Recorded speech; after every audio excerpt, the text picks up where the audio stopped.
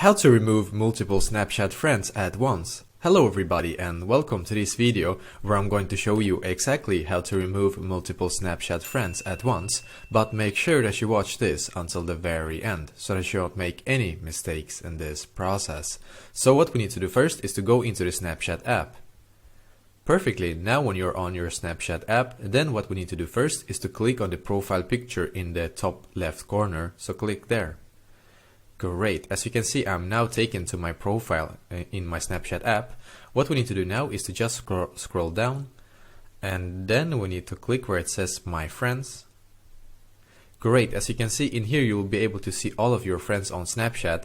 I only have one friend right now on Snapchat, which is Team Snapchat, but that is because this is a Snapchat that I created just for YouTube basically. So but let's say that you have a multiple friends in here, like a lot, and you want to delete them all at once. Well, normally you need to just click on the friend and then click where it says manage friendship and then click where it says remove friend basically, but that can take way too long time and you have to go one by one basically, and there's no button to click to delete all of them at once, unfortunately, as of right now at least.